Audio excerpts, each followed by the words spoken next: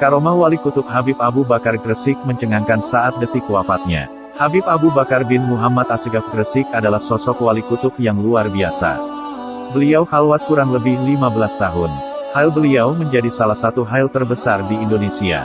Makamnya diziarahi para habaib sedunia. Menurut guru sekumpul, ada 3 orang aulia Allah yang nama dan makomnya sama, yaitu Habib Abu Bakar bin Abdullah Al-Aidrus, Habib Abu Bakar bin Abdullah Al-Attos, Habib Abu Bakar bin Muhammad Assegaf Gresik.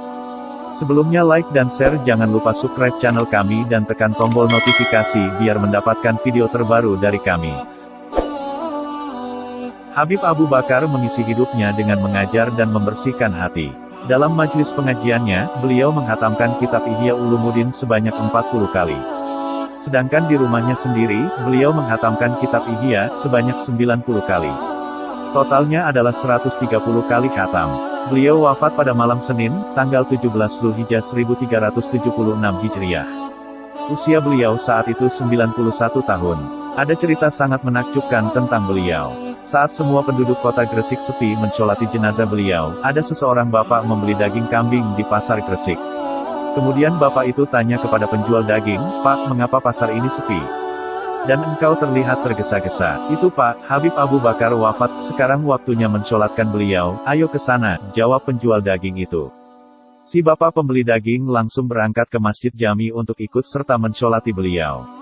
Sambil membawa bungkusan daging, saat akan diangkat jenazah beliau, terlihat sama sekali tidak terangkat dan para jamaah ratusan ribu heran.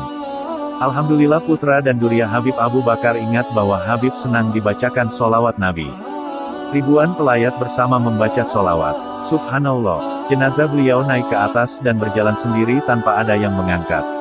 Yang menakjubkan lagi, bapak yang ikut mensolatkan beliau itu pulang dan daging yang dibeli di pasar dimasak tidak bisa matang dan digoreng pun tak bisa. Si bapak ini kemudian menangis menceritakan kejadian daging itu.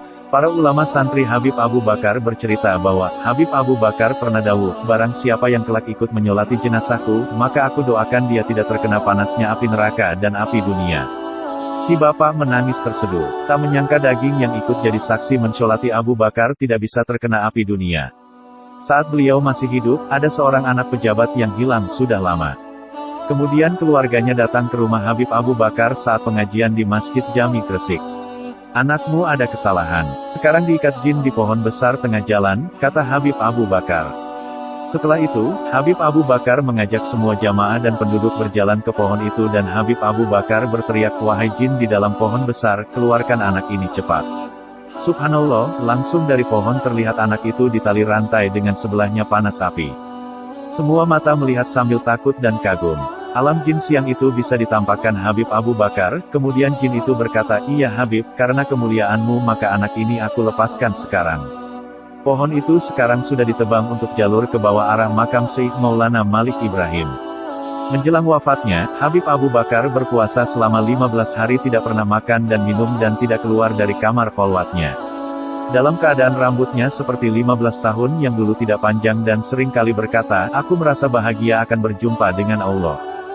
Jasad beliau dimakamkan di samping Masjid Agung Jami Gresik, Jawa Timur, bersanding dengan makam Al-Habib Alwi bin Muhammad Hashim Assegaf, guru Syekhona Kholil Bangkalan.